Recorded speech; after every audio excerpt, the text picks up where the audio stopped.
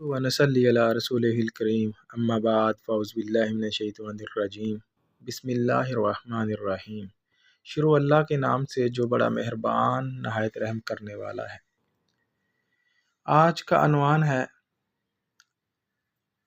کہ عورتوں کو اللہ کے نبی صلی اللہ علیہ وسلم نے عید کی نماز پڑھتے ہوئے کیا تاکید کی، اور حدیث نمبر 304 میں کیا بیان ہے۔ آج اس کے حوالے سے ہم بات کریں گے۔ اس سے پہلے کہ میں اس کے حوالے سے بات کروں، آپ لوگوں سے گزارش ہے کہ میرے چینل کو سبسکرائب کر دیں، ویڈیو کو لائک اور شیئر کر دیں اور بیل آئیکن کو پریس کر دیں۔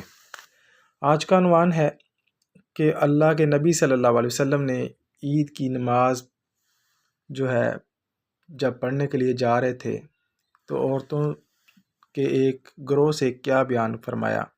حدیث نمبر 4 صحیح بخاری میں ہے کہ ہم سے سعید بن ابی مریم نے بیان کیا، انہوں نے کہا کہ ہم سے محمد بن جعفر نے بیان کیا، انہوں نے کہا مجھے زید نے، اور یہ زید اسلم کے بیٹے ہیں، انہوں نے ایاز بن عبداللہ سے، انہوں نے ابو سعید خدری رضی اللہ تعالیٰ عنہ سے کہ آپ نے فرمایا کہ رسول اللہ صلی اللہ علیہ وسلم عید الاضحیٰ یا عید الفطر میں عیدگاہ تشریف لے گئے، وہاں آپ صلی اللہ علیہ وسلم عورتوں کے پاس سے گزرے اور فرمایا اے عورتوں کی جماعت، صدقہ کرو، کیونکہ میں نے جہنم میں زیادہ تم ہی کو دیکھا ہے۔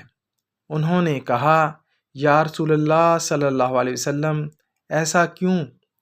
آپ صلی اللہ علیہ وسلم نے فرمایا کہ تم لعن طعن بہت کرتی ہو اور شوہر کی ناشکری کرتی ہو، باوجود عقل اور دین میں ناقص ہونے کے میں نے تم سے زیادہ کسی کو بھی ایک عقل مند اور تجربہ کار آدمی کو دیوانہ بنا دینے والا نہیں دیکھا۔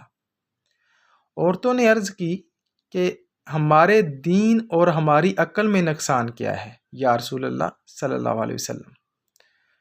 آپ صلی اللہ علیہ وسلم نے فرمایا کیا عورت کی گواہی مرد کی گواہی سے نصف نہیں ہے؟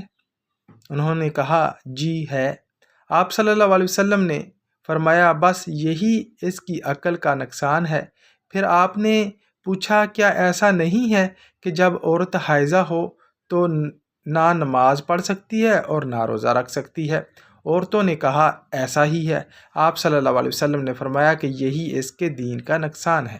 لہٰذا اللہ کے نبی صلی اللہ علیہ وسلم نے عورتوں کی تعداد زیادہ جہنم میں ہونے کی وجہ لعن طعن کرنے اور عورت کو جو ہے مرد کی یعنی شوہر کی ناشکری کرنے، اور اس کے باوجود اللہ کے نبی صلی اللہ علیہ وسلم نے فرمایا کہ عورت جو ہے بے شک وہ عقل فہم و فراست کی ناقص ہے، لیکن اس کے باوجود وہ اپنے حسن و جمال سے ایک عقل مند اور ذہین ترین انسان کو اپنی گرفت میں لے آتی ہے، یعنی پیار کے محبت میں لے آتی ہے۔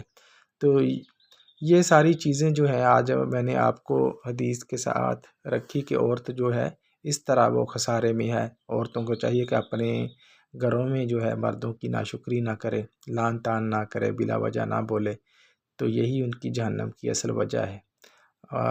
دعا ہے کہ اللہ تعالیٰ جو ہے ان عورتوں کو ہدایت دے اور ہر انسان کو ہدایت دے۔ آمین۔ وآخر دعوانا الحمد للہ رب العالمین۔